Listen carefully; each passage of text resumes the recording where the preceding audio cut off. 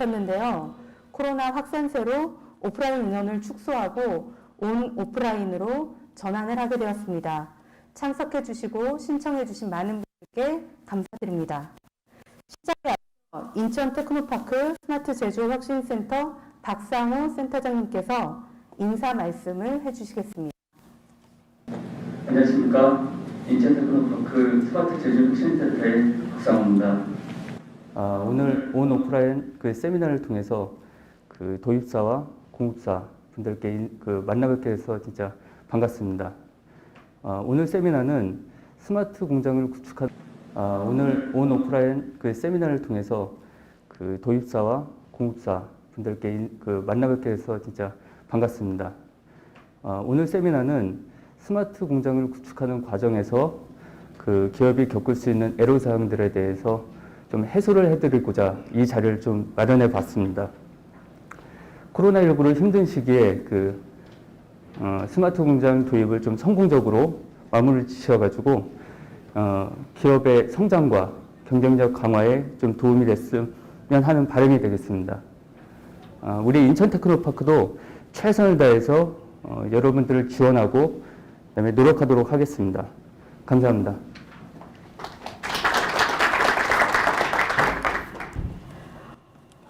세미나는 공급기업과 도입기업에서 문의가 가장 많았던 보고서 작성법과 RCMS 활용법으로 구성하였습니다. 그럼 스마트 제조 혁신 추진단 허진기술위원님께서 첫 번째 강의 스마트 공장 보고서 작성법을 강연해 주시겠습니다.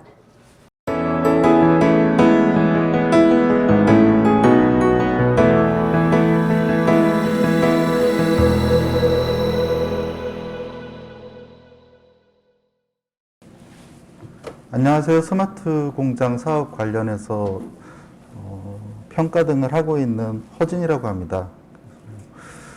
우선은 그렇게 설명을 드리면 될 것 같고요. 오늘 하는 거는 스마트 공장 보급 확산 사업에 있어서 사업계획서 작성에 관한 내용과 기타 쓰실 내용에 대해서 좀 준비를 했고요. 사실 이제 여기 와 계신 일부 한 그룹은 도입기업이고 한 그룹은 공급기업이기 때문에 사실 도입기업은 이미 올해 사업에서 사업계획서를 정리하셨고 현재 사업을 추진하거나 아니면 원가감리 과정에 있기 때문에 사업계획서 부분은 조금 관심이 덜 하실 수 있고요. 공급기업 쪽에서 이제 관심이 더한 부분일 수도 있는데 우선은 올해 사업 같은 도입기업이나 공급기업 아시다시피 사업이 좀 지연되면서 정상적으로 이루어지지 않았죠. 그래서 대한민국에서 가장 논란거리가 되는 정책이 두 가지가 있는데 이제 첫 번째는 대학 입시하고 두 번째는 부동산이죠. 그래서 제가 생각할 때는 스마트 공장 사업도 공급기업이나 도입기업 입장에서는 상당히 올해 같은 경우는 불만이 많으셨을 거라고 생각을 합니다. 그래서 그런 것들이 내년에는 좀 바뀌었으면 좋겠다고 생각을 하고 내년에는 또 이제 올해 이미 1차 사업과 2차 사업 신청을 받을 때 프로세스가 달라진 것처럼 내년에는 또 달라지겠죠. 그래서 특히 공급기업 입장에서는 내년에 또 프로세스가 달라지면 대응하는 게 많이 힘드실 거고 그래서 이번 달에 공고 내지는 공고 비슷한 게 나오고 1월 달에 접수를 받겠다고 하니까 공급기업에서 많이 준비를 하셔야 될 것 같습니다. 그래서 제가 사실은 이제 좀 더 점잖게 입고 나와야 되는데 제가 월요일 날 지방을 간 이후로 집에 못 들어가서 오늘 이제 이렇게 오게 됐고요. 제가 지방을 가서 서산 쪽을 가니까 거기는 이미 테크노파크에서 프랑카드를 다 붙여놨더라고요. 1월에 접수하니까 사업계획서 준비 이런 것들을. 그래서 지역마다 조금씩 이제 안내 내용이 다르긴 하지만 내년 1월을 목표로 준비를 하셔야 될 것 같고 특히 이제 올해 사업을 하시는 공급기업, 도입기업들은 시간상으로나마 내년 1차 접수는 하실 수 없을 겁니다. 그래서 가능하면은 1차 넘어서 2차 내지는 3차에 접수하실 수 있도록 사업을 적절하게 시기 조절을 하시는 게 많이 필요할 것 같습니다.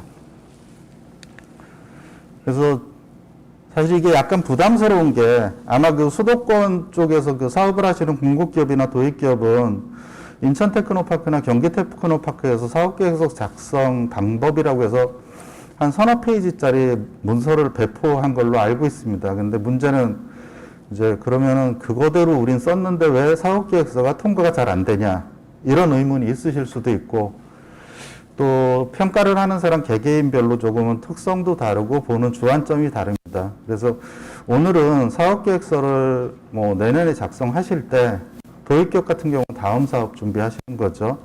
어떤 항목을 중점적으로 좀 보셔야 되는지 그런 것들에 대해서 설명을 드리겠습니다. 그래서 제가 이제 올해는 수도권하고 충청권에 있는 테크노파크에서 기술성 평가를 좀 했고요.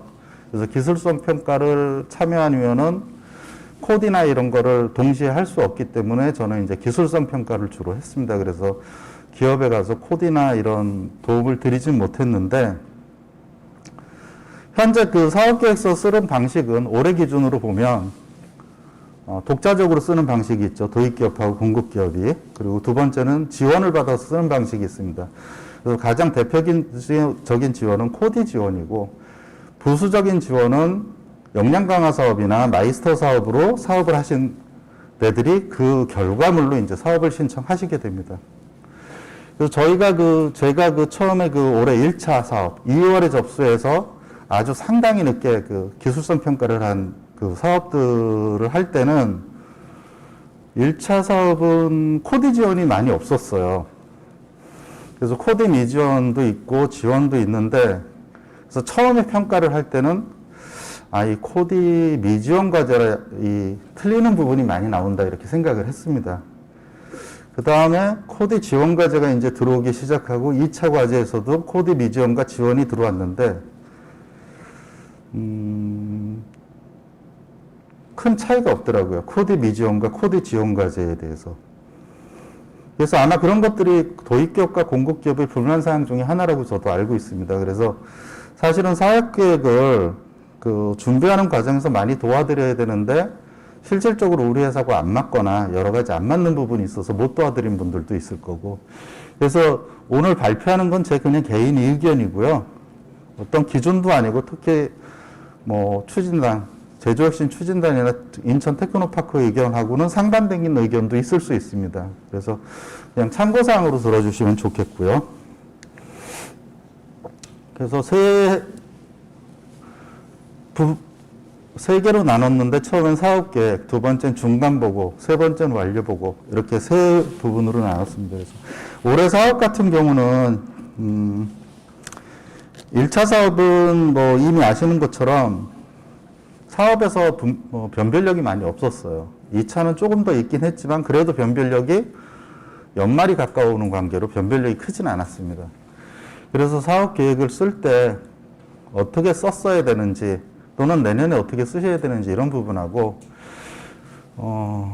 우선 세 번째 완료 보고를 먼저 말씀드리면 대부분 사실 사업을 하실 때 도입기업은 사업 프로세스를 잘 모르세요. 그래서 공급기업이 대부분 프로세스를 이해하고 하는데 작년하고 올해하고 프로세스 특히 완료 보고 완료 점검 때 프로세스가 다른 부분 중에 하나가 뭐냐면은 협약의 변경입니다. 그래서 1항 2번에 협약 변경이 들어있는데 완료 보고를 하실 때는 협약 변경이 이루어졌어야 되는 사항이 있을 수 있습니다. 그런데 지금 올해 지침에 의하면 협약 변경은 1개월 이내에 하도록 되어 있어요. 사업 완료 1개월 전에. 그러면 완료 시점에 변경을 해야 되는 사유가 나온 회사는 절차상으로는 변경을 못한다는 얘기죠. 그럼 변경이 안 되면 어떻게 될까요? 실패 처리하는 거죠. 변경이 안 되면. 그래서 제가 이제 최근에 중간 점검을 인천 테크노파크도 가고 다른데 예전에 이제 했던 거 한두 군데 가고 업종별도 좀 가고 했는데 이제 중간 점검을 가면 포인트는 두 가지입니다. 첫 번째는 사업 계획대로 하셨는지에 대한 부분과 두 번째는 협약 변경 사항을 발생시켰는지에 대한 부분이에요. 그래서 협약 변경을 중간 보고 때 정리가 돼서 안 하시면 완료 보고 때는 변경할 방법이 없으니까 1개월 전에 그 변경을 해야 된다는 걸 인지 못했다고 그러면 변경을 시스템에서 안 받아주겠죠. 지금은 다 시스템 관리니까. 그렇게 되면 사업을 계속 하시는데 문제가 있을 수도 있다. 이렇게 생각을 합니다. 그래서 사업계획서는 1.1항부터 쭉 8항과 개인적으로는 이제 8항 외에 별표로 공급기업 현황이 들어가고 두 번째는 사업계획 현황 최종 합의서라고 들어가고 세 번째는 추가 서류 그래서 별 2항과 별 3항은 제가 그냥 붙여놓은 겁니다. 원래 별표에 다 들어있죠. 그래서 이렇게 8항과 별표 3개가 이렇게 있고 그래서 이 지금 그 숫자는 뭐냐 하면 기술성 평가에서 도입기업과 공급기업 경우에 따라서는 코디가 작성한 사업계획서 중에 제일 많이 틀리는 걸 순서대로 배열한 겁니다. 7항이 뭐냐? 제일 간단한 거죠. 외부교육. 임원급 외부교육, 리더십 교육 한 분, 그리고 현장에서 관리하시는 분이 들어야 되는 실무자 교육 한 분. 근데 거의 대부분 이거 틀려서 들어옵니다. 코디 과제도 마찬가지고 틀립니다.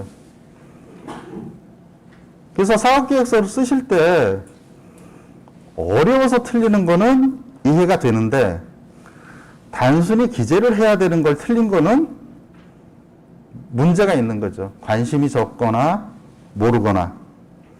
그래서 대부분 나오는 게 7항, 그리고 별 1항은 공급기업 사항입니다. 공급기업 사항, 특히 인력에 대한 거, 그리고 그 사업에 투입하시는 분들, 그리고 별 2항은 여기 나온 것처럼 사업계획 최종 합의서인데 사업계획 최종 합의서에 구체적인 내용이 없는 게 많아요. 그래서 원래는 이제 코디가 있을 경우는 도입기업, 공급기업, 코디가 같은 날 만나서 사업계획을 하고 그리고 올해 같은 경우에는 1회, 2회 보완을 통해서 3회까지 간 기업들이 있습니다. 그럼 1회, 2회 보완을 하면 다시 코디분과 협의를 해서 그게 맞는지를 봐드려야 되는데 그 부분이 안 되니까 계속 틀리는 게 들어오는 거죠. 그러면 평가를 하는 입장에서도 단순한 게 자꾸 틀려 들어오면 많이 불편해집니다. 관심이 너무 없다는 이런 부분이죠. 그래서 그것과 별 3항, 4.3, 4.1. 보통 많이 틀리는 게 생각하실 때는 1.1항이나 1.3항 이렇게 회사에 대한 거, 목표 수준, 스마트화 이런데 그렇지 않고요. 단순한 거 그리고 4.3항, 4.4항 그리고 7항 쪽으로 가는 건 대부분 장비에 대한 얘기입니다. 그래서 장비 쪽에서 많이 틀리는 건 주로 어떤 거냐? 클라우드 서버를 해놓고 하드웨어에다 집어넣으시는 거예요. 정부 사업은 아주 단순합니다. 쓴 게 있느냐 없느냐를 확인하는데 누군가 클라우드 서버를 보여달라고 그러면 보여줄 수가 없는 거죠. 그건 서버를 산 게 아니니까. 그래서 다시 앞으로 가면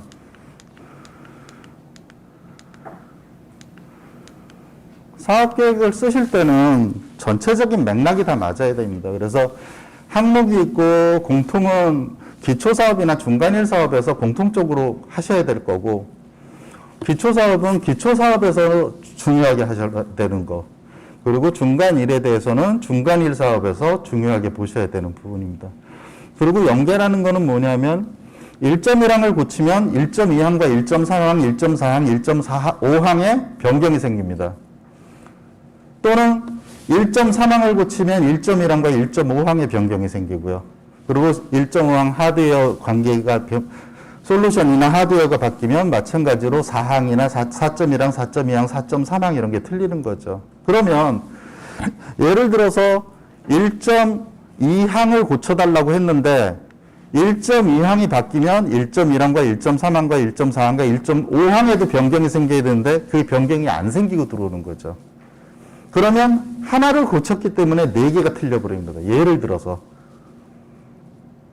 그러니까 사업계획서를 쓰실 때는 현황에 대한 모든 항목 하나가 바뀌면 연계되는 항목이 바뀌는 게 있어야 되고요. 그래서 이런 것들을 가지고 이제 올해 기술성 평가를 한 겁니다. 현장 평가에서는 한 장짜리를 받았고요. 그래서 기술성 평가를 올해 같은 경우는 했던 이유는 기술성 평가에서 특정 기업을 떨어뜨리기 위해서 한 게 아니고요. 나중에 사업계획서의 미비사항으로 중간점검이나 최종점검 때 생길 수 있는 문제를 방지하기 위해서 시간이 걸렸던 거죠. 물론 제가 이제 한 두세 군데 TPA 중간점검을 한두 건씩 갔다 왔는데 대부분 사업계획서에서 문제가 된 기업들이 제가 평가는 안 했겠죠. 안 한 건데 문제가 됐을 것 같은 기업들이 중간점검 때 협약 변경이 발생돼요.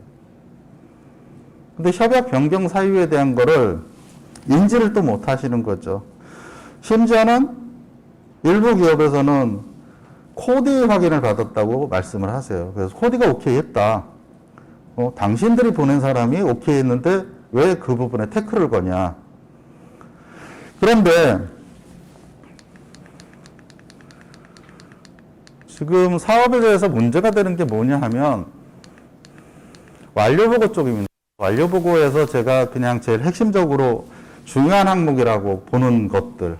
첫 번째는 1.4막 요약을 해서 적은 기술한 거에 대한 목표 수준이 달성됐느냐. 목표 수준이 부합성이죠. 아마 보안 서류를 받으신 분들은 1.1항이 목표 수준입니다. 그래서 그 부분이고. 두 번째, 이제 1.1항 안에 하부 항목으로는 1.1.2항으로 해서 1.3항 요약 기술을 보고자가 작성을 하고 점검위원이 확인을 해서 수준이 맞게 나왔냐를 봐야 되는 거죠.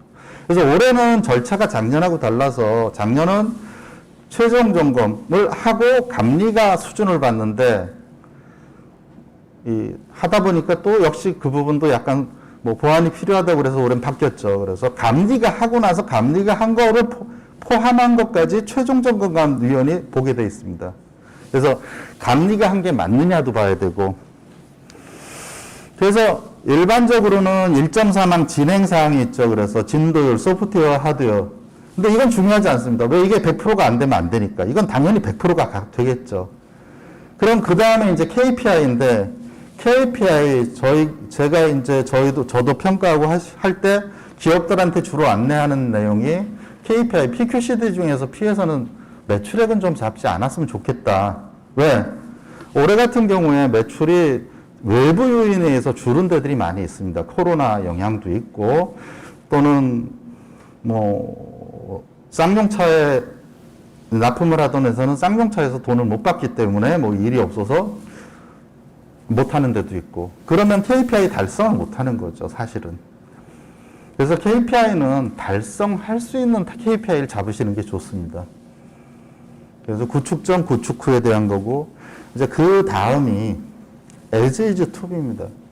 사실 그 대부분, 다시 앞으로 가서 설명드리겠지만, as is to be를 쓰실 땐 그냥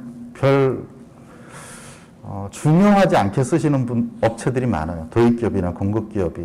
근데 정량적으로 KPI가 달성한 것 외에 그 기업이 제대로 달성을 했느냐는 as is to be에서 볼 수 있습니다. 왜? A란 예를 들어서 우리가 자재 관리를 하기로 했는데 자재 관리가 안 되기 때문에 우리는 이 시스템에서 자재 모듈이 들어가서 간다. 그래서 as is to be를 적으실 때는 구분은 도입되는 주요 모듈을 중심으로 적으시면 됩니다. 그래서 도입기업이나 공급기업이 실수하는 부분이 저희가 1.3항이 주요 공정 스마트화에 대한 사항입니다. 그래서 거기 데이터 수집은 자동이냐, 반자동이냐, 수동이냐 이런 것들도 있고 여러 가지가 있는데 그 부분은 공장을 적는 겁니다. 도입기업을.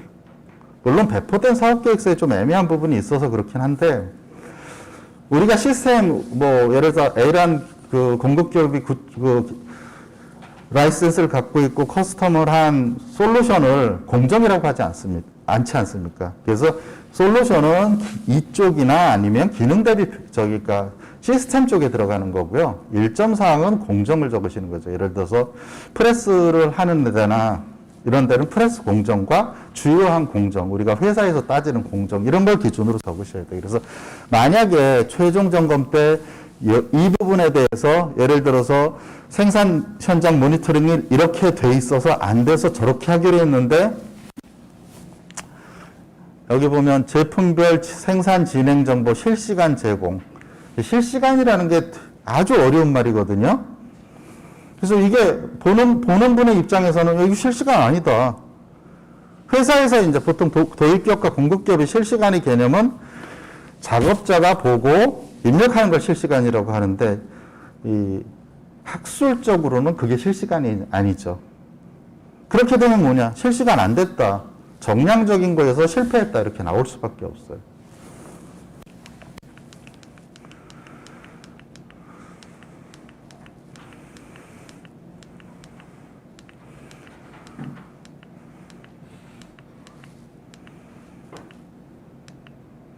그리고 사업은 기본적으로 스마트 공장 사업은 모든 책임을 도입기업이 집니다.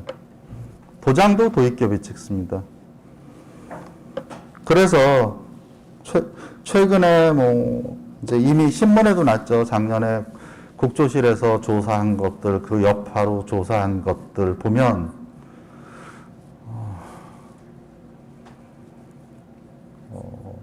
알고 사고가 터진 기업도 있고 모르고 터진 기업도 있어요. 근데 모르고 터졌다고 해서 그게 면책이 되지 않는 거죠. 그래서 사고가 터져서 뭔가 제재가 들어가면 저는 개인적으로 이렇게 100% 도입기업이 피해를 본다.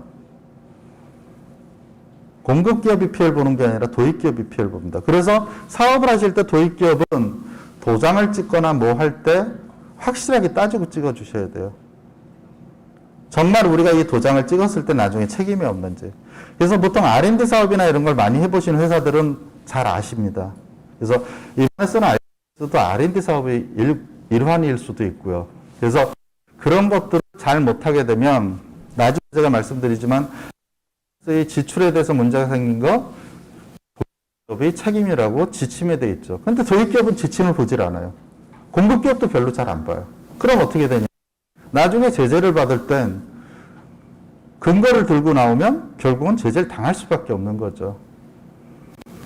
그래서 사업계획서를 기술성 평가라고 할 때는 통과시키는 부분에 대한 거, 사후 관리에 대한 부분, 나중에 혹시라도 이제 그 스마트 제조혁신 추진단도 부정 사례 무슨 이런 것들을 저희 유인물로 주지 않습니까? 그런 데서 발생하는 사례들이 A란 도입기업에 발생하지 않도록 하는 게 사업계획서의 기술성 평가입니다. 어떻게 보면. 그래서 기술성 평가에서 아마 여기 오신 기업들도 2회, 3회, 심지어 1차 접수분은 7회, 8회 이렇게 넘어간 데들도 있어요. 근데 그것들이 기술성 평가에서는 방법이 없어서 넘어갔지만 중간점검이나 최종점검 또는 감리에서 문제가 될 수 있다는 걸 인지하시고 혹시 그때 논란거리가 됐던 걸 해소 못한 기업들은 협약의 변경이나 사업 내용의 변경을 통해서 반드시 정리를 해 주셔야 될 것 같습니다. 그래서 이런 것들을 가지고 하고 문제 사례에 대한 것들도 조사를 하고 그래서 기본적으로는 이제 그걸 가지고 스마트 공장에 대한 걸 하는 거죠. 그래서 우선 1.1항부터 한번 살펴보고 그 다음에 제가 가지고 있는 사업 계획에 대한 기준을 다시 한번 설명드리겠습니다. 그래서 1.1항은 스마트 공장 구축 목표에 대한 거고요. 그래서 핵심이 도입기업의 개요입니다. 그게 대부분 안 적으세요. 왜? 배포된 장표는 그렇게 안 돼 있으니까. 배포된 거에는 아주 간단하게 돼 있죠. 근데 그 배포된 건 하나의 샘플이고 샘플을 고치셔야 되는데 안 고치십니다. 심지어는 이미지도 그냥 내려놓고 가시는 분들이 계세요. 그럼 어떻게 되냐? 현장 평가 때는 한 장짜리를 받고 기술성 평가에서는 사업계획서를 받는데 기업을 못 보는 거죠. 그래서 일부 특히 그 고도화 중간일 과제 같은 경우는 기술성 평가를 할 때 하도 답답하니까 기업을 가보기도 합니다. 그래서 도입기업의 개요라고 하는 건 적어도 1.1항부터 관련되는 걸 할 때 우리 회사가 어떤 회사고 우리 회사는 뭘 만들고 우리 회사는 어떤 공정을 가지고 있고 이런 건 좀 적어주셔야 돼요. 그런 게 있으면 기술성 평가를 넘어가기가 쉽습니다. 우선 서로 대화가 된 거니까요. 그래서 하고 1.1항에서 기초사업은 뭐 크게 문제는 없습니다. 근데 중간일 사업은 기구축 시스템에 대한 활용 문제가 발생해요. 계속 모든 항목에 있어서. 예를 들어서 한 3년 전쯤에 제가 창원 쪽의 사업, 그 당시에는 이제 현장 점검을 가고 현장 점검이니 중간 점검, 최종 점검을 가는 데인데 그때 사업을 한번 한 회사가 3억 사업비로 사업에 들어왔어요. 그래서 예를 들어서 뭐 2017년에 사업을 하고 2018년에 종결을 하고 2018년에 다시 사업을 들어온 거죠. 그래서 그렇게 되면 무상 AS 기간 정도나 그 전후가 됩니다. 그래서 그럼 기존 사업계획서를 달라고 했더니 신규 사업계획서의 소프트웨어 구성이 기존하고 다 똑같아요. 그럼 기존하고 똑같은데 왜 사업비가 소프트웨어가 2억이나 들어갔냐 이렇게 질문을 드리면 공급기업은 보통 이렇게 말씀하십니다. 수정할 게 발생했다. 좀 수정 문제가 심각하다. 뭐 이렇게 말씀하세요. 그러면은 평가를 간 사람이 이제 도입기업에 물어보죠. 혹시 회사의 공정이나 이런 게 바뀌었냐? 안 바뀌었다 그러면 어떻게 되는 겁니까? 17년 사업이 실패 처리가 돼야 되는 거죠. 만약 그 논리대로라면. 그러니까 17년이 실패든 18년은 이중청구든 이렇게 걸리는 겁니다. 나중에라도 시간이 지나서 감사원이다 국조실에서 볼 때 결국은 그런 걸 보게 되는 거죠. 왜 1년밖에 안 된 회사가 있는 시스템을 다 밀어버리는 수준의 사업비가 나가야 되느냐. 아주 중요한 문제입니다. 그래서 이런 것들을 할 때 길 구축 부분에 대한 걸 써주셔야 돼요. 우리가 2017년, 예를 들어서 2018년, 19년에 한 시스템이 이렇게 잘 쓰고 있고, 이렇게 했는데, 예를 들어서 우리가, 그동안은 예를 들어서 현대기아차만 했는데, 이번에 다른 업종, 다른 전자 쪽이나 이런 쪽, 아니면 다른 자동차사를 하면서 제품이 늘어나서 공정이 바뀌었다. 공정이 바뀌었기 때문에 우리는 소프트웨어도 약간 수정을 해야 되고, 예전에는 우리가 외주를 안 했는데 외주 관리가 들어가서 이런 것도 필요하고, 이렇게 해서 이렇게 간다는 걸 적어 주셔야 중간일에서는 되는 거죠. 그래서 제가 그 인천 지역이 아니라 타 지역에서 그 중간이 현장 점검을 가서 그렇게 말씀드린 적이 있어요. 기초 수준과 중간일 수준과 중간 이 수준의 사업계획서는 거의 양으로 보면 비슷하게 들어옵니다. 평가를 할 때 보면. 그런데 기초 수준의 사업계획서와 중간일 수준은 제가 볼 때 중간 1이 되려면 사업계획서 페이지 수가 2배에서 3배는 돼야 돼요. 그럼 중간 2는 중간 1 사업계획서의 2배에서 3배는 돼야 됩니다. 왜? 똑같은 내용 한두 줄 갖고 그거를 중간 1을 설명하실 수 없어요. 양이 많다고 뭐 테크노파크나 기정원에서 양을 줄이라 이러지 않습니다. 양에 대한 제한이 없잖아요. 그래서 그런 건 잘 고려해 주셔야 돼요. 그래서 이 1항에서 제일 중요한 거는 1.1항 부분과 1.2에 이런 것들을 반영을 했을 때 1.3항에서 어떻게 진행이 될 수 있느냐 이런 부분이고, 1.3항에서 제일 많이 틀리는 게 자동, 반자동, 수동입니다. 작업자가 이렇게 현장을 보고 키오스크를 터치하고 이걸 자동으로 많이 쓰세요. 이제 거기부터 개념이 틀린 거죠. 그래서 자동, 반자동, 중간 기구 사항으로 어떻게 됐는데 이번에 여기가 핵심 공정의 스마트화가 어떻게 되느냐, 주요 공정 이렇게 가야 되고요. 성과지표 아까 말씀드린 것처럼 외부 영향을 받지 않는 성과지표를 잡으셔야 되고, 포함은 그래서 기본적으로 사업을 한 번 한 회사는 한 번 했던 하드웨어나 소프트웨어를 다 적으셔야 돼요. 그래서 1.2랑 구성부는 대부분 공장 도면에다 얹으시면 제일 좋습니다. 데이터라든가 이런 것들을 나중에 이제 이걸 보고 저희가 뭐 최종 완료 점검 또는 특별 점검, 특별 조사, 뭐 타기관 조사할 때 이걸 가지고 가서 현장에 제 정의치에 있는지 나옵니다. 그래서 만약에 도입기업에서 사업으로 들어온 장비가 이동성이 있는데 우리는 1공장에서 사업을 했지만 2공장에서 가끔 써요. 그러면 반출대장을 만들어 놓으셔야 돼요. 그래서 반출대장이 없는데 누군가 가서 조사를 했는데 그 당시에 운이 나쁘게 없었다. 그럼 무단 반출, 이 사업장에서 안 쓰는 걸로 이제 해서 소명을 해야 되는 문제가 생기는 거죠. 그래서 도입 장비 내용도 잘 쓰셔야 되고, 아까 말씀드렸던 클라우드 서버, 특히 서버 관련해서는 대부분 회사들이, 많은 회사들이 우린 기존 서버입니다 이렇게 하는 경우가 많아요. 그럼 기초 사업인데 한 번도 사업을 하지 않았는데 기존 서버라고 들어오는 거죠. 그럼 저희는 이제 증빙을 요구하죠. 기존 서버는 계약서나 그 사용료 그 세금 계산서를 달라. 그럼 없다 그러죠. 그럼 거기서부터 또 이제 틀리는 겁니다. 그래서 특히 그리고 고도화 사업 같은 경우는 기존에 구축한 시스템에서 서버를 어떻게 했는지, 그 당시에 어떤 서버로 들어왔는지 이런 거 명확하게 적어 주셔야 돼요. 그리고 주요 장비 설치 위치도도 잘 하셔야 되고, 소프트웨어 구성도도 특히 다시 서버 얘기가 나오죠. 서버 얘기를 자꾸 말씀드리냐면 사고 사례의 90%는 서버에서 발생합니다. 그것도 공급기업에서 운영하는 서버. 도입기업은 1억 원에서 2억 원의 돈을 줬는데 물론 소프트웨어는 실물은 없지만 우리 거라는 거를 갖고 있지 못해요.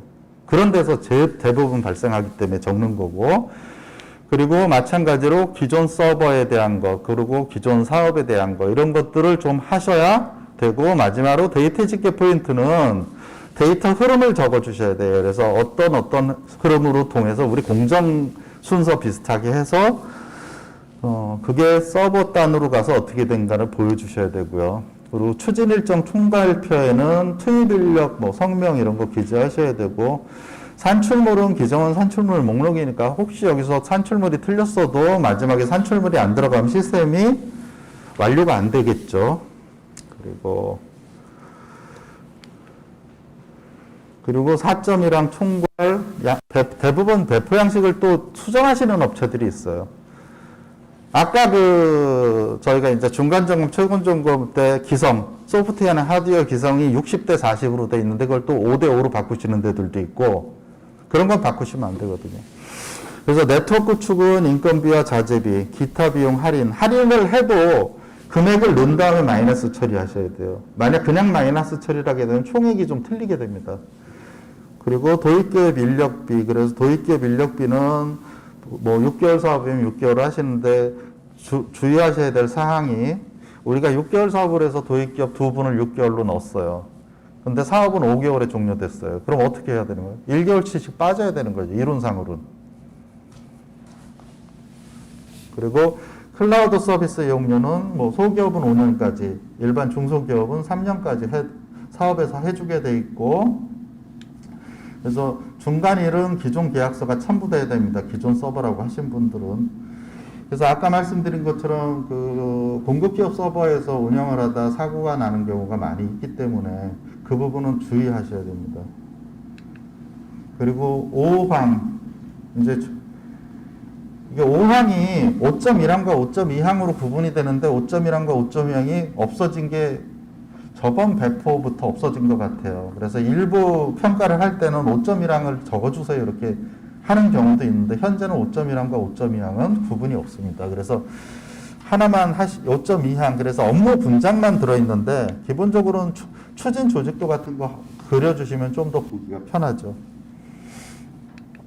그 다음에 사용자 교육 훈련 6.1항. 6.1항은 이제 교육은 어떻게 하셔야 되냐면 시스템 모듈 기준으로 또는 공정 기준으로 가셔야 되고요. 그리고 교육도 최소한 2분 이상으로 해서 교육 대상자를, 특정 이름을 적는 것도 좋지만 예를 들어서 자재과 과장 이런 식으로 적는 것도 좋습니다. 그래서 그러고 바꾸고 나중에 그러면은 보통 중소기업에서는 업무 전환이나 이직이 빈번하잖아요. 그래서 그런 것도 고려하셔야 되고, 6.2항, 6.3항. 6.3항의 기본적인 거는 사업을 실패 안 하셔야 되는데, 그렇죠. 실패가 많이는 안 나오는데 그래도 가끔 나옵니다. 했을 때 첫 번째는 도입기업에 피해가 없는지, 두 번째는 공급기업이 그러면은 비책이 없을 때 공급기업은 또 투입 인력에 대한 돈을 받아갈 수 있는지, 그리고 세 번째는 정부 지원금을 어떻게 회수시켜 줄지 이런 부분하고요. 제일 많이 틀리는 외부 교육기관 수료계획. 여기서 이제 마이스트나 이런 사업들은 해당이 안 되니까 나머지 해당 안 되시는 분들은 하셔야 되고, 파란 고용유지는 도입기업, 공급기업 구분해서 작성하고 기준연도, 올해 배포될 때 기준연도가 2020년으로 배포가 돼갖고 그대로 들어오신 기업들이 많아요. 그래서 2021년으로 고치시라고 아마 테크노파크에서 말씀을 하셨고, 그리고 공급기업 현황, 특히 저희가 평가할 때 제가 볼 때 주로 보는 거는 ICT 자격 인력, 투입 인력 이 부분입니다. 물론 올해 FP로 바뀌면서 작년하고 달리 투입 인력에 대한 게 조금은 느슨해진 건 사실이에요. 그렇지만 제가 일반적으로 생각할 때는 FP는 적용 방식에 대한 거고 회사가 할 수 있는 역량이 있습니다. 예를 들어서 3분 있는 회사가 외부 인력을 다 써서 30개를 할 수는 없잖아요. 그래서 그런 것들도 주의하셔야 되고요. 그리고 합의서 잘 쓰셔야 되고 추가 서류들. 그래서 간단히 예를 들면 6천만 원짜리 장비를 사시는데 땡땡 장비 6천만 원 이렇게 끝납니다. 그럼 사업계획 평가를 할 때 볼 수가 없는 거죠. 적어도 삼성이나 LG 노트북, 물론 정부 사업에서 노트북 별로 좋아하지 않는 사항인데 컴퓨터 이런 것들이 아니면 적어도 기성 장비지만 비싼 거, 그리고 신조 장비 같은 경우는 내용을 정확히 적어 주셔야 돼요. 이 부분은 어디하고 관계가 되냐면 나중에 원가 감리하고도 관계가 됩니다. 그래서 사양을 정확히 안 적어 주시면 원가에서 감액이 되는 경우가 생겨요. 그분들은 검색이나 자료를 통해서 제일 싼 모델을 보고 기업은 좋은 모델을 사고 싶고, 근데 그 표시가 안 돼 있으면 당연히 감액이 되겠죠. 그리고 나머지 보안식 코디네이터 확인이 필수적으로 들어가고, 그래서 이 순서대로 지금 이 문제가 됩니다. 그래서 사업계획서 작성할 때 제가 한번 생각을 해보면 그냥 샘플을 줬는데 그걸 모범 답안처럼 들고 오시는 분들이 계세요. 그래서 샘플이기 때문에 반드시 수정을 하셔야 되는 거죠. 그리고 항목은 추가는 안 되지만 항목 안에 내용은 추가가 가능해요. 예를 들어 아까 말씀드렸던 도입기업의 현황에 대한 거, 또는 간혹 저희가 동급기업에 대해서 좀 자세히 설명을 해주세요. 그러면은 별 1항 공급기업 현황 끝부분에 현황에 대해서 좀 적어주시면 좋습니다. 예를 들어서 저희가 적어달라는 건 이런 이유예요. 기업은 공급기업이 설립된 지 1년밖에 안 됐는데 그럼 뭘 가지고 볼 수 있느냐? 인원도 별로 없어요. 그러면 뭔가 그런 것들을 구체적으로 좀 적어주셔야, 예를 들어서 아까 공급기업 별 1항에는 우리가 법인을 만든 올해 거부터 들어가죠. 근데 예를 들어서 간혹 이런 경우 있습니다. 회사 전산실을 분리를 해서 별도 법인을 만들고 전산 인력이 다시 외주를 받아서 하는 경우나, 이렇게 좀 과거에 대한 연속성이 있는 기업들도 있어요. 공급기업 중에. 그런 것도 당연히 반영을 해 주셔야 되죠. 그래서 이걸 가지고 하는데, 그래서 기초 수준의 사업계획서는 제가 볼 때 필요성, 도입기업이 왜 이 시스템을 구축하느냐, 왜 이 장비를 사느냐. 가끔 이제 장비에 대해서 논란이 좀 많죠. 이 장비를 사도 되느냐, 안 되느냐, 장비 금액 비율은 어떻게 되느냐. 사실 원칙적으로 생산 장비를 사는 거는 기업이 해야 되는 부분이긴 합니다. 그래서 제가 그 부분에 대해서 어떻게 설명을 드리냐 하면,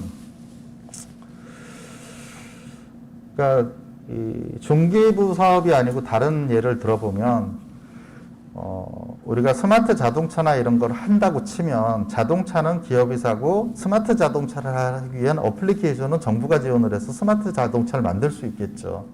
정부 사업도 비슷한 개념입니다. 기본적인 장비는 사되, 예를 들어서 이걸 네트워크를 구성하려면 보통 장비 회사에서 그 단조 설비라든가 프레스 설비 할 때 우리 통신하게 해주세요. 그런 별도 비용이 추가가 되죠. 사실은 그런 비용이 들어가서 전체 설비도 연결하고 이런 게 좋습니다. 근데 뭐 경우에 따라서는 단일 장비로 들어오는 경우도 있어요. 뭐 퍼센트 이런 건 떠나서. 그래서 근데 대부분 뭐 요즘 장비는 냉장고, 세탁기까지 다 네트워크 연결은 되죠. 그래서 그런 것들이 정말 타당성이 있는지, 필요가 있는지, 왜 이걸 해야 되는지를 잘 적어 주셔야 되는 거죠. 그 다음에 핵심 공정에 대한 거, 아까 말씀드린 우리가 뭘 생산하는데 이런 공정의 어떤 것들이 필요하다. 그리고 아까 as is to be 잘 적어 주셔야 되죠. 그래서 이런 것들이 돼서 필요성, 그 다음에 현장에서 이게 적용이 될 수 있느냐. 현장에서 적용이 돼야 됩니다. 시스템을 하고 지금 그 제재의 그 대부분 큰 축이 부실 구축과 부실 운영이에요. 근데 사업상으로는 구축이 됐는데 왜 못 쓰냐? 우리 공정이 안 맞는 거죠. 우리는 외주 공정 없는데 외주 들어가 있어요. 시스템상에서 외주 안 하면 시스템이 흘러가질 않아요. 우리는 작업자가 몇 명 없는데 할 때마다 다 입력을 시키게 돼 있어요. 그럼 현장에서 쓰지 않습니다. 특히 요즘처럼 현장 인력을 구하기 힘든데 현장에서 자꾸 뭘 시키면 어떻게 이직을 해버리죠. 그래서 현장에서 정말 쓸 수 있는지, 그리고 그 다음에 관리가 되는지, 그리고 여러 가지들. 그래서 대부분 그 시스템을 구축하실 때 대표이사님, 그러니까 대표자의 니즈를 많이 반영하는데 대표자는 나중에 실적이라든가 이런 것만 보시면 됩니다. 그리고 중간 1수준에서는 목표 수준으로 어떻게 갈 건지, 왜 이 목표 수준이 기존 사업에서 파생돼서 발생했는지, 그리고 우리가 어떻게 구현을 해서 실시간 모니터링을 통해서 나온 데이터가 생산이나 품질에 반영될 수 있는지, 이건데 사실 많이 어려운 부분이에요. 이 부분이. 현실적으로 모든 업체들이, 모든 도입기업들이 이런 것들이 반영되기 어려운 업종도 있습니다. 그래서 일부 업종은 저 그렇게 말씀드려요. 업종의 특성상 중간이 어려울 수도 있다. 이제 그 부분을 도와주시는 게 공급기업입니다. 공급기업이 도와주셔야 되고 사업을 잘 하셔야 되고. 근데 이제 그 공급기업 얘기가 나왔으니까 예전에는 풀 등록이 아주 어려웠어요. 그래서 실적도 있고 그러다 보니까 이제 실적이 없는 회사들이 해서 실적 풀 등록이 이제 그러니까 예전엔 풀에 등록하는 게 승인이었는데 등록으로 바뀌었죠. 이게 이렇게 되다 보니까 최근에 그냥 제 개인적인 의견입니다. 개인적인 추세는 한동안 그렇게 해서 요건을 갖춘 어느 정도 규모가 되는 공급기업들이 있어서 도입기업들이 선택을 했을 때 크게 문제는 없었어요. 근데 이제 그게 풀리면서는 그것들이 문제가 됐고, 그리고 이제 여기 계시는 공급기업들이 아시는 것처럼 저도 현실을 몰라서 뭐 교과서적인 말씀을 드리는 건 아니고 이런 교과서적으로 할 수밖에 없으니까 말씀드리는 거예요. 그래서 작년, 재작년에는 장비 업체들이 거꾸로 소프트웨어 업체한테 용역을 주는 경우가 많았어요. 그리고 작년, 올해 같은 경우는 컨설팅 업체가 소프트웨어 업체한테 용역을 주는 경우가 많습니다. 그래서 나중에 확인을 하면 인력이 없는 회사가 되는 거죠. 그래서 그런 것들이 조금은 문제가 되기 때문에 잘 주의를 하셔야 되고, 근데 영업력은 후자가 제일 좋습니다. 그래서 이런 거를 하실 때 우리가 어떤 사업에서 어떤 것들을 가지고 해야 되는지, 그리고 특히 중간 일에서는 완료가 될 가능성이 있는지, 이런 것들을 가지고 이제 그래서 현장 평가를 할 때 지금 현장 평가의 기준에 나와 있는 게 뭐냐면 필요한지, 효과가 있는지, 운영 역량이 있는지 세 가지를 보는 거거든요. 근데 뭐 한 2분, 3분 있는 회사에서 제 기준으로 볼 때 입력하려면 5분 이상 더 있어야 되는데 공정상에도 그걸 하겠다면 어떻게 돼요? 결국은 나중에 5분이 할 걸 2분이 한다 그러면 그냥 퍼센트로 따지면 60%는 안 쓰게 되는 거죠. 그럼 부실 운영으로 되는 겁니다. 그래서 그런 부분이고, 그 다음에 이제 사업 계획에 있어서 협약 변경 부분을 말씀드릴게요. 협약 변경이 지금은 사실 작년까지는 공급기업을 바꿀 수가 없었어요. 협약을 깨기 전에는. 근데 올해는 협약을 하시고 우리 아닌 것 같아 안 할게 그러면 어떤 문제가 발생하죠? 제재가 들어갑니다. 바로.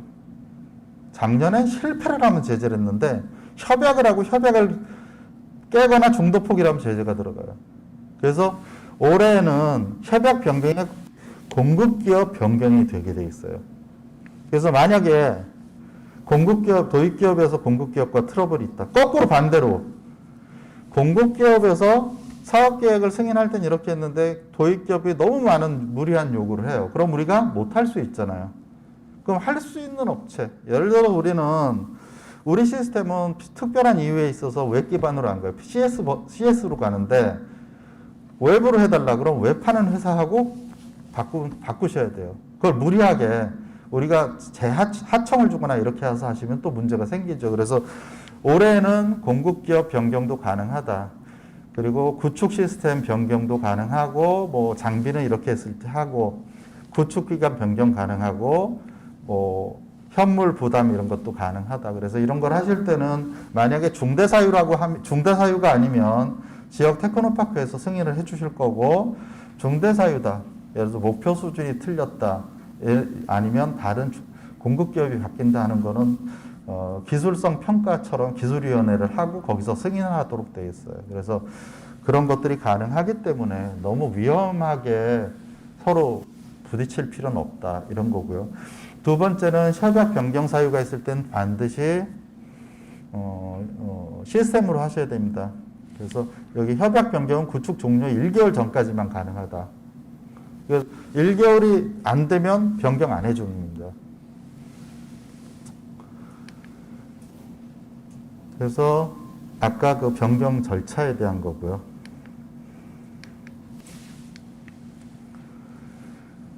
그래서 협약 변경은 아닌데 이제 중간 점검과 관련해서 중간 점검은 보완 처리를 받으시면 1개월 안에 시스템에 등록을 하도록 되어 있어요. 그래서 만약 1개월 안에 등록을 안 하시면 절차상 실패가 되는 겁니다. 그러니까 안전하게 하시려면 중간 점검에서 보안 사항이 나오면 한 2주, 3주 안에는 등록을 하고 그거를 테크노파크나 그때 갔던 점검위원의 연락처, 이메일을 하시면 연락을 주셔야 돼요. 왜? 시스템에서 점검을 나간 위원이 변경된 걸 볼 수가 없어요, 지금. 예를 들어서 보안 처리를 하고 보안이 됐을 때 보안 후 제출 이런 게 나오는 게 아니고 만약 점검한 사람이 보려면 한 2-3번 눌러야 들어가요. 그러니까 보통 시스템 볼 때 변경 사유가 없으면 점검하신 분은 아직 안 들어왔다 이렇게 생각할 수 있어요. 그래서 그런 것도 고려를 하셔야 되고요. 그래서 도입기업은 착수계에 난 그 기술 설계 완료 시점부터 14일 이내에 사업계획서에 사업관리 시스템에 등록하셔야 되는데 이게 올해 좀 많이 바뀐 관계로 기존 공급기업에서 작년에 했던 예를 들어 중간보고서를 올리는 경우도 있고요.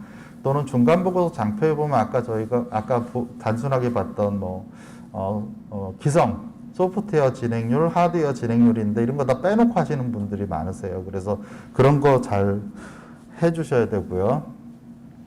RCMS 사업비 집행. 그래서 중간 점검을 하게 되면 정지가 되고 보완이 되면 정지가 안 풀리고 보완이 완료가 되면 정지가 풀립니다. 그래서 그렇게 하셔야 되고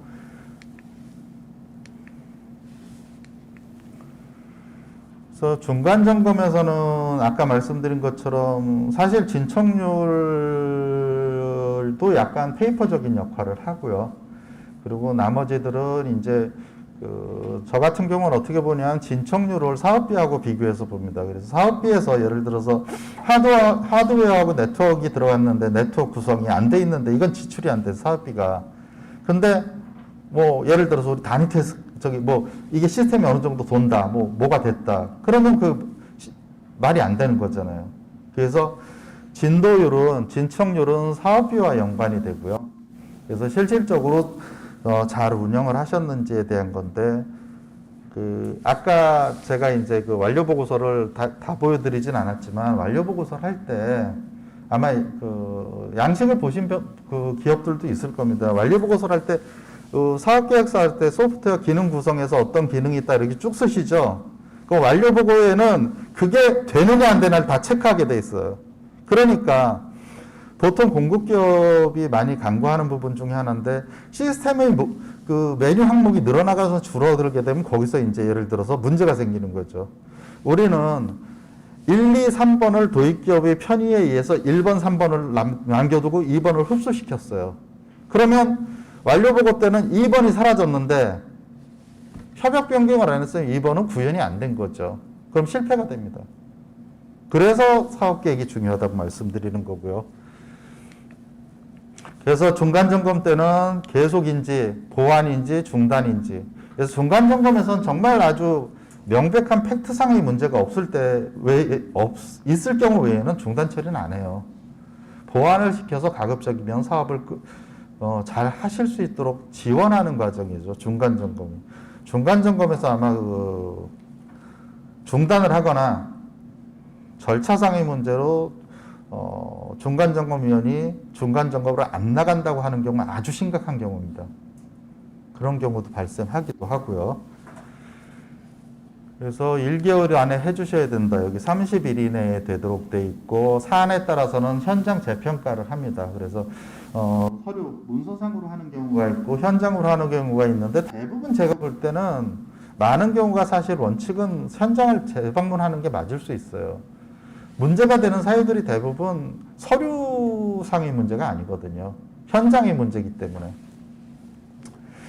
그래서 하고 중단 처리할 땐 이의 제기하고 뭐 어떤 절차하고 돈 반납해야 되고. 근데 뭐 돈이 문제가 아니죠. 중단 실패 처리가 중간이든 최종이든 해서 실패 처리가 되면 우선 참여제 뭐 3년 이런 식으로 가기 때문에. 그래서 제가 어젠가 그저께 들은 건데 요즘 그래서 참여 제한 기간에 대한 게 또 그럼 사고를 한 번 친 기업과 10번 친 기업이 3년은 좀 합리적이지 않지 않냐. 그래서 10번 친 데는 30년 뭐 이렇게 좀 얘기하고 있대요. 그런데 대부분 공급기업은 제재를 받게 되면 폐업을 합니다. 그래서 이런 협약 변경 사유가 있으시면 반드시 중간 보고서 전에 사실은 중간 점검 전에 협약 변경을 하시는 게 맞아요. 그럼에도 불구하고 못 하셨을 땐 중간 점검을 간 위원이 이런 거 고쳐주세요 하면 그걸 가지고 뭐 고쳐준다고 중간 점검 위원이 뭐 어떤 경제적 이득을 보는 것도 아니에요. 그럼 그냥 반영하시면 돼요. 근데 그게 합리적이지 않다. 그러면 이건 이런 상황이니까 아니다 하는 거 근거를 제시해서 그거는 배제시키면 되고, 특히 코디가 있는 사업 같은 경우는 사업의 결과나 사업의 나중에 점검을 했을 때의 문제는 코디한테도 영향이 있기 때문에 반드시 코디분과 협의를 하셔야 되는데, 이렇게 얘기하면 이제 현실을 너무 모른다 말씀을 하실 수도 있는데 원칙은 협의하셔야 됩니다. 그래서 중간 점검 때는 이 부분 구축 목표에서 어떤 걸 하기로 했는데 여기다 적어주시면 좋아요. 이게 어떻게 됐고 뭐 어떤 내용이 있고, 여기서 못 적으시면 밑에 별표를 달아서 또는 항목을 만들어서 이렇게 되고 있다. 우리가 예를 들어서 어떤 기능을 몇 프로라고 했는데 이건 이런 근거로 했다. 근데 사실 올해 이게 의미가 없어진 게, 원래는 여기서 이제 그 중간 보고를 하시고 점검위원이 평가를 해서 그 기성이 생기면 그 기성에 따라 돈을 주기로 했었는데, 올해는 이미 아시는 것처럼 워낙 사업비 지급률이 너무 낮아서 기성과 상관없이 도입기업이 인정하면 지급을 하는 걸로 돼 있죠. 그래서 진행 상황 이 부분 했고, 그래서 여기 보면은 60대 40인데 이거를 5대 5라든가 7대 3이라든가 이렇게 바꾸시면 안 됩니다. 이거는. 그래서 그 다음에 이제 하는 게 완료 보고죠. 그래서 완료 보고는 전 별로 그렇게 크게 말씀드릴 필요가 없는 게, 완료 보고 시점에 문제가 생기면 협약 변경 불가하다. 왜? 1개월 전까지 하라고 그랬는데 1개월 전에 안 하면, 예전에는 그 협약 변경을 사후에도 해드렸어요. 그런데 지금은 그게 안 되기 때문에 만약 여기서 아직 적용 사례는 없지만 여기서 협약 변경을 안 해서 문제가 생겼을 때 지침상으로는 제재가 됩니다. 실패 처리가 되고요. 그래서 완료 점검을 하셔야 되고 뭐 적정 보완 실패하고 그리고 완료 점검은 뭐 어떤 형태로 가고 그래서 중간 일을 하시는 업체들은 도입기업은 특히 조심하셔야 됩니다. 그래서 감리가 최종 점검 뒤에 있다가 앞으로 간 이유는 감리에 대해서도 문제가 많다고 불평을 하는 기업들이 많이 있었다고 들었어요. 그렇게 됐기 때문에 감리는 이 사업에서 오로지 그러니까 어떻게 보면 사업과 아무 관련이 없는 분이에요. 이 관련이 없다는 건 이해관계가 없다는 거죠. 평가할 때 참여하신 분도 아니고 현장 점검을 하신 분도 아니고 중간 점검도 하신 분도 아니에요. 그 얘기는 뭐냐면 완전 자유롭다. 완전 자유롭다는 얘기는 본인이 책임질 행동은 하지 않는다. 라고 생각을 해주시면 됩니다. 그 다음에 이제 최종 점검을 하게 되고 그 점검위원도 마찬가지로 크게 뭐 자유롭지 않은 거 아니에요. 뭐 크게 문제가 되지 않습니다. 그래서 어떻게 보면 지금은 한 몇 년 전하고 패러다임이 바뀐 게 실패 처리가 당연히 나와야 되는데 우리가 R&D 사업을 할 때 왜 R&D 얼마 전에 그 카이스트 총장님이 그러셨죠. 우리 문제는 R&D가 대부분 성공으로 끝나는 거다. 실패 없이. 성공으로 끝나지만 그게 요즘 R&BD라고 그래 비즈니스가 안 되지 않습니까? 그래서 최종 점검에 대해서도 마찬가지로 이의 제기하고 이런 게 가능해요. 그래서 완료 보고서는 아까 보여드렸지만 이런 것들이 있고 이 진행 상황과 KPI 개선이 있고 특히 2.6항을 반영을 해서 달성을 했는지 해주셔야 되고 그래서 2.6항 소프트웨어 기능 그래서 쭉 이렇게 돼 있어요. 여기 보시는 것처럼 보고 기준 정보 관리에서 어떤 항목이 있는데 이렇게 돼 있고 이렇게 해서 이렇게 됐는데 도입기업과 공급기업이 협의를 해서 5개를 4개로 줄이면 하나는 확인할 수 없으니까 실패 처리할 수밖에 없어요. 그래서 정부 사업에서는 사소한 거라도 변경이 되면 반드시 협약 변경을 하시라. 물론 테크노파크 입장에서는 이제 협약 변경이 그렇게 되면 쏟아져 들어오니까 관리 차원에서 너무 힘들죠. 그럼에도 불구하고 해야 되고 해줘야 되는 겁니다. 그게 불편해서 안 했다가 나중에 문제가 생기면 관계된 사람들은 다 귀책이 되는 거죠. 저도 사실은 이 발표를 준비하기 전에는 완료 보고서를 보지 않았어요. 이미 그러니까 완료 보고를 할 시기도 아니고. 근데 이 부분이 어떻게 보면 지금까지 공급기업이 간과했던 부분인데 여기서 문제가 많이 발생할 거다. 이런 생각이 들고요. 그래서 장표는 여기까지 했고 나머지는 이제 사실은 가장 좋은 거는 이렇게 발표할 때 이 내용하고 관계없이 발표를 해야 됩니다. 왜냐하면 그래야 집중도가 올라가니까. 내용대로 하고 그냥 쭉 읽어드리면. 그래서 사실은 제가 제대로 해드리려고 했으면 인쇄물과 발표물이 좀 차이가 있어야 돼요. 그래서 인쇄물은 인쇄물로 보실 수 있는 용도를 드려야 되고 그래야 되는데 인쇄물로 담기에는 좀 부적절한 내지는 조금 위험도가 높은 내용 발언도 있고 그래서 그 내용을 별도로 안 한 거고요. 그래서 이런 것들을 가지고 이제 사업계획서를 작성을 해야 되는데 이렇게 하셨어요. 그러면 이제 그 다음엔 수행이잖아요. 그래서 제가 중간 점검 일부 이제 몇 개 한 3-4개 갔는데 가보니까某기업은 RCMS에서 돈을 다 빼갔어요. 거의 공급기업 이름으로. RCMS는 실질적으로 예전에 공급기업이 우리가 하지도 않는데 세금 계산서를 끊기 위해서 돈이 들어오고 우리가 다시 끊었잖아요. 그 과정에서 일부 도입기업은 왜 할 때 금액이 늘어나느냐 이런 것도 있고 그래서 RCMS는 지금 공급기업과 관계없이 돈을 지출할 수 있는 구조입니다. 근데 공급기업이 장비가 안 들어온 상황에서 RCMS에서 돈을 받아갔다. 논리적으로 따진 건 문제 있는 거예요. 물론 그 부분에 대해서 기업에서 우리 상황이 이렇다. 예를 들어서 선 주문을 해야 되기 때문에 돈이 나갔다. 그럼 간단하죠. 그러면 공급기업이 거기 돈 줬다는 증빙하면 100% 클리어한데 그렇게 못하죠. 시스템이 들어온다는 거는 사람이 봐줄 수 있는 부분이 사라진다는 겁니다. 그래서 RCMS가 문제가 되는 건 운영하는 쪽에선 지금 익숙하지 않잖아요. 익숙하지 않기 때문에 문제가 있고 그 부분에 대해서 이제 인천 테크노파크에서 오늘 또 다시 1시간 동안 설명을 해 주실 겁니다. 그런 부분이고 두 번째는 중간 점검 이제 도입 기업에선 중간 점검, 최종 점검, 성공이 중요하니까 중간 점검에 가서 보면 사업 계획서에서 원초적으로 실수한 것들이 있어요. 경우에 따라서 뭐 목표 수준이나 현재 수준 실수하는 경우도 있고 또는 처음부터 변경을 전제로 사업 계획서를 내신 분들이 있어요. 근데 그거를 안 했기 때문에 갔더니 예를 들어서 MES를 구축하기로 했는데 가봤더니 이름은 MES인데 거의 ERP성으로 바뀐 게 있어요. 그래서 바뀐 사유를 물어보면 이런 거예요. 도입기업이 요청을 했다. 그럼 요청을 했으면 변경을 하셔야 되는 거죠. 이게 민간 계약이 아니잖아요.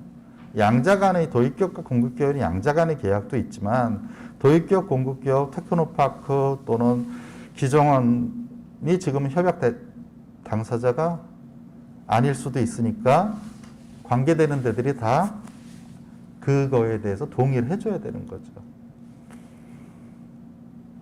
그래서 이런 것들을 가지고 이제 중간 점검을 하고 하는데 이제 저도 뭐 간접적으로 들은 것도 있고 본 것도 있긴 하지만 경우에 따라서 나중에 이제 사업을 하다 보면 장비가 원래 하기로 한 장비가 안 들어오는 경우도 있어요.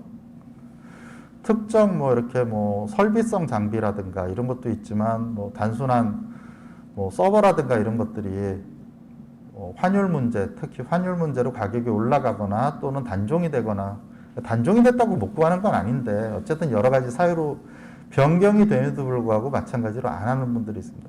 제가 한 5년 전쯤에 다른 기관, 기정원이나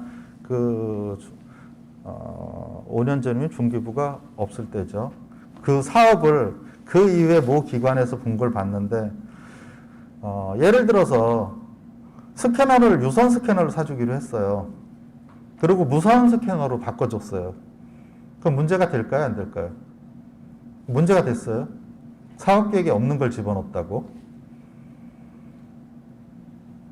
좀 황당하죠. 근데 현실적으로 정부 사업에서는 못을 5개 받기로 했으면 흉해도 5개를 박아줘야 되는 겁니다. 그게 모양이 예쁘게 하기 위해서 해결받거나 이런 건 안 되는 거죠. 변경이 없으면. 그래서 이런 것들이 지금 도입기업이나 공급기업에서 관심을 가지셔야 되는 부분인데 너무 안이하게 대응을 하신다는 게 제 생각입니다.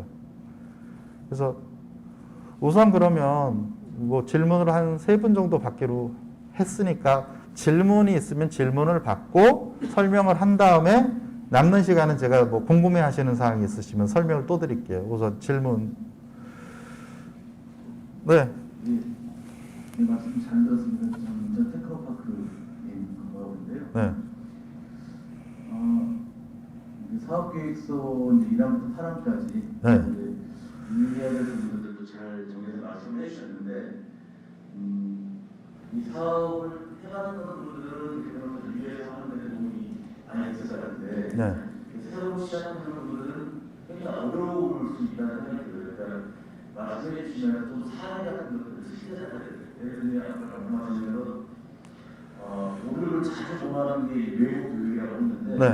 말씀을 해주시면 이제 안 해봤던 학생을 안 해봤던 분들 입장에서는 도대체 무슨 말씀이실까 이렇게 잘 몰라야 할 수가 있거든요. 그래서 지금 그 부분을 말씀해 주시면 아마 시간상으로도 좀 부족했을 것 같고 또 제가 생각하기에 우한 그런 부분들을 말씀을 안 해주시는 분들 그 7항은 지금 말씀하신 먼저 답변을 드리면 7항은 외부 교육에 대한 거잖아요. 외부 교육. 네. 구체적으로 구체적인 이제 내용들을 직접 보여주셨으면 사례로, 샘플로, 그럼 좀 더 새로 시작하는 어떤 기업들 입장에서는 좀 도움이 더 많이 되지 않을까 생각이 좀 들어서 지금은 말씀해 주신 어려도 혹시 이제 참고할 수 있는, 좀 세부적으로 참고할 수 있는 어떤 그런 부분들이 있으면 네. 좀 알려주시면 우리 기업들한테 많이 도움이 되지 않을까 이렇게 생각합니다. 사실은 아까 말씀드린 것처럼 인천 테크노파크나 경기 테크노파크에서 가이드를 배포를 했어요. 그 부분에도 정확히 나와 있고, 두 번째는 칠안 같은 경우는 사업 계획서에 써 있습니다. 밑에 별표로 해서 임원급 리더십 교육 1분, 그리고 실무자급 현장 관련 교육 1분 이렇게 적어주세요 하는데 대부분 2분을 안 적어요. 1분만 적고 2분을 적는데 현장에 계신 분만 적습니다. 이런 것들이죠. 이런 것들은 뭐 사실은 아주 사소한 건데 이런 사소한 것들이 절차상으로 틀리는 문제고요. 그리고 사례 같은 경우는 뭐 지금 이제 말씀을 하셨지만 기초사업에서는 아까 말씀드린 것처럼 장비를 사겠다고 하는데 필요성을 적지 않는 경우. 저는 가끔 이제 어떤 그 자료라든가 기정원에서 뭐 얘기 나오는 것들 이렇게 뭐 밴드나 이런 데 쓰는 경우 보면 이렇게 써 있죠. 시스템에 연결되는 네트워크가 되는 장비는 되고 단순 생산 설비 안 된다. 이렇게 돼 있습니다. 그러면 자동 포장기 예를 들어보면 시스템에 연결됩니다. 근데 어떻게 보면 단순 설비예요. 그럼 이걸 어떻게 구분을 하는 거죠? 그러면 예를 들어서 이게 시스템으로 연결돼서 연결된다는 얘기는 데이터가 들어간다는 얘기죠. 데이터가 유의미해야 됩니다. 포장기에서 데이터가 나갔을 때 어떤 유의미성을 가져가느냐. 물론 포장에서 양부를 본다. 그렇지만 그 단계에서는 양부를 보는 게 아니거든요. 그리고 제가 아까 그 공정이나 제품 이런 것들이 반영된다. 기초 과정에서. 그러면 업종의 특성상 식품업종이다. 해썹 받았다. 그럼 해썹 관리가 돼야 됩니다. 그럼 기본이니까요. 근데 그거 고도화 때 하시겠대요. 기업이 사출기가 20대가 있는데 이번에 2대를 새로 사야 된다고 하시면서 18대는 고도화 때 연결을 하시겠대요. 유의미성을 찾으려면 새로운 설비 데이터도 있어야 되지만 기존 설비도 같이 관리가 돼야 되는 거죠. 그게 유의미한 겁니다. 제가 볼 땐. 두 번째, 고도화 아까 사례 말씀드렸지만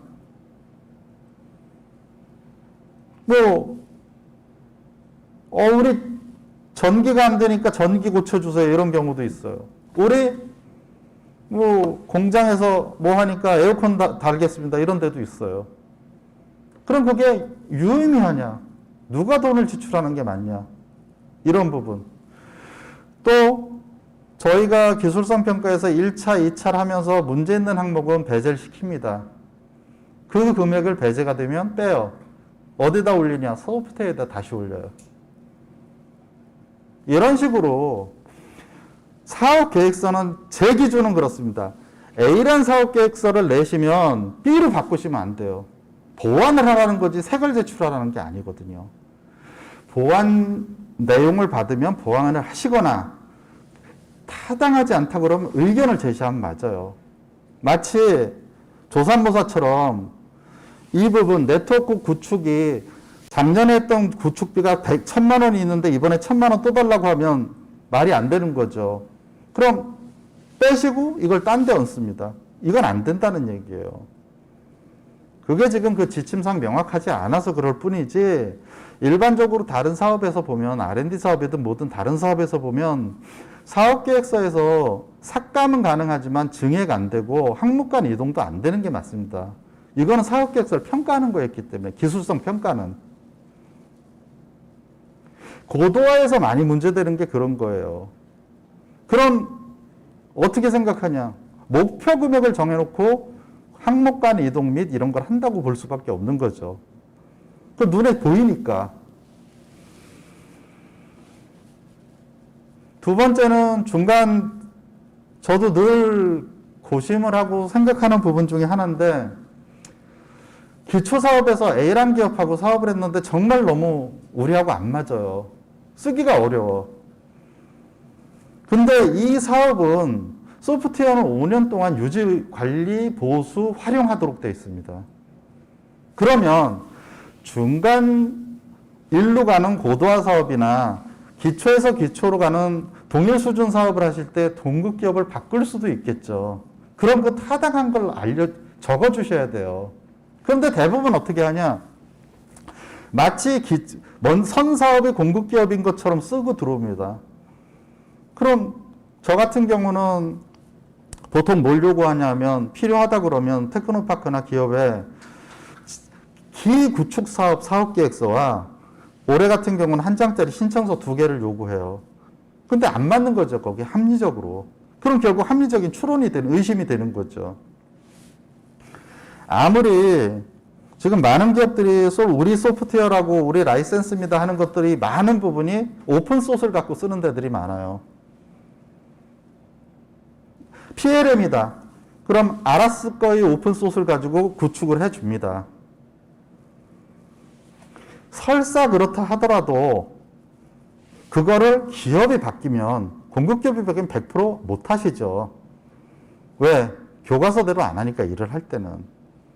그럼에도 불구하고 우린 다 할 수 있다고 주장을 하면서 기능도 추가가 얼마 안 되는데 1차 사업비보다 더 많은 걸 요구해요. 그럼 여기 앉아 계시는 도입기업이나 공급기업은 어떻게 생각하세요? 그런 부분을. 그걸 반영해 주는 게 맞나요? 두 번째, 기초사업에서 중간일이나 이런 동일 수준으로 갈 때 공급기업이 바뀝니다. 그럼 공급기업에 이런 몇 가지 얘기를 해요. 아, 우리 거기서 근무하던 분이 나와서 우리 회사에 이직을 했기 때문에 우리 다 할 수 있다. 그런 문제가 없나요? 법적으로? 라이센스를 가지고 저작권을 요구하고 그런 얘기는 또 한편으로는 공급기업을 보호해 주려는 입장입니다. 근데 제3자가 그걸 안다고 해서 다 손을 대고 막 쓴다 그러면, 그럼 힘들게 그걸 구축한 공급기업은 어떻게 해요? 기구축 공급기업은? 합리적인 걸 요구하는 거예요. 그래서 공급기업이 바뀔 때는 저 같은 경우는 기존 공급기업의 양해 각서나 공문을 요구합니다. 왜? 그래야 나중에 법적인 분쟁이 안 생기니까. 이런 것들이에요. 그래서 실질적으로 사례는 어떻게 보면은 제가 볼 때 크게 사례를 들어드렸지만 아마 이 사례는 이미 공급기업이 다 알고 계세요. 솔루션? 공급기업에서 운영하겠다고 아예 사업계획서에 써서 들어와요. 안 된다. 이거 도입기업 명의로 해야 나중에 문제가 생겨도, 실제로 그런 사례가 있었어요, 예전에. 공급기업이 공급기업 서버에서 돌리다 부도가 났어요. 그럼 어떻게 합니까? 부도가 나면 IDC 서버를 썼으면 사용료 미납을 했겠죠. 그리고 서버에 그 회사 것만 도는 것도 아니에요. 결국 데이터를 못 빼갔어요. 그래서 보완을 요청해서 도입기업 명의로 계약서, 견적서를 주세요 했는데 1억짜리 시스템인데 5천원짜리, 월 5천원짜리 서버에서 운영하겠다고 냈어요. 그럼 어떻게 생각하세요? 가능할까요? 가서 보면 이 서비스는 단순 웹사이트 운영을 위한 단순 서비스입니다. 우리가 데이터베이스 일부 게시판을 이용해서 제공하지만 외부에서 접속 안 됩니다. 데이터 용량도 5기가밖에 안 됩니다. 이렇게 돼 있대요. 그리고 트래픽이 늘어나면 단절한다. 이미 다 알고 계세요, 공급기업은. 어떤 게 우리가 실수를 하고 어떤 것들을 속이려고 하는지. 그래서 가급적이면 그런 거 안 하셨으면 좋겠다는 거고, 도입기업도 마찬가지입니다. 도입기업도 수도권에 있는 공급기업들이 이 지방에 가면 특히 국비 외에 지방비가 있는 지역들이 있어요. 아시죠? 많이 주는데. 경남, 전남. 이런 데 영업 가시면 그냥 올라오세요. 왜? 마지막에 나오는 얘기가 10% 20% 우리가 꼭 내야 되느냐 이런 얘기가 나온다는 거죠. 그 포기하고 올라오신다고요. 아닌 기업들도 많지만. 그래서 일부는 저는 뭐 도입기업이나 공급기업 일방의 문제라고 생각하지 않아요. 문제의 소지는 다 있습니다. 그 문제의 소지? 아까 말씀드렸죠. 우리 어떤 기업이 거치고 최종 점검하고 완료까지 됐는데 문제가 생겨서 특별 점검을 가요. 그럼 거기서 거치고 간 그 평가위원이나 점검위원, 감리 책임 없을까요? 책임이 있죠. 지금도 아까 말씀드렸죠. 기업에 파견돼서 도와드리는 코디나 마이스터나 역량 강화에 들어간 컨설턴트나 제대로 안 해요. 그럼 어떻게 됩니까? 사업계획서 제대로 안 나오죠. 이게 사업이 원칙적으로는 이 지금 스마트 공장 구축 보급 확산 사업이 목표 연도는 내년까지로 돼 있어요. 그 다음에 새로운 사업이 생길 수도 있고, 뭐 오늘도 밴드에 어떤 분이 쓰신 거 보면 뭐 R&D성으로 뭐 간다 이렇게 나오죠. 근데 그건 아직 확정된 것들이 대부분 아니니까. 왜냐하면 정권 교체기이기 때문에 새로운 정권의 어떤 뭐 심지어는 신문에 나오는 게 요즘 그런 거 아닙니까? 중기부하고 산업부 합치겠다 다시. 그러니까 너무 많은 그 변화가 예상되는 내년 2022년이에요. 내년 사업은 확정된 건 가겠지만 그 변화에 따라서 2023년이 달라지죠. 그래서 제가 생각하는 트렌드는 기초 사업보다는 고도화를 지원할 거고, 지금 아마 그 스마트 공장 사이트에 보시면 업종별이 엄청 늘어나고 있죠. 아마 업종별 쪽으로 많이 갈 거예요. 그래서 공급 기업은 그런 쪽으로 좀, 우리가 우리 솔루션을 어떻게 가져가는 게 업종별에 가져갈 수 있느냐. 그러니까 사람들이 저한테 어떤 일 하세요? 뭐 해주실 수 있어요? 근데 저희는 일을 되게 다양하게 하잖아요. 스펙트럼이 되게 넓어요. 그래서 딱 하나를 얘기가 좀 어려워요. 근데 공급기업은 그러면 안 되거든요. 저희는 예를 들어서 50인 이하, 매출액 얼마 이하 단조업체가 우린 전문입니다. 이렇게 하셔야 되는 거예요. 우리는 햇섭을 운영 중인 식품업체 전문입니다. 이렇게 가셔야 되는 거예요. 그래서 햇섭은 햇섭 인증원에서 하는 업종별 사업에도 들어가셔야 되고, 뭐 단조는 자동차 재단에서 하는 사업이나 기타 뭐 하는 거, 또는 전자 쪽이다 그러면 LS에서 하는 사업 들어가셔야 되고, 이렇게 되는 거예요. 그래서 지금은 특성화가 되지 않으면 살아남기 힘듭니다. 공급기업도. 다른 질문 또 있으세요?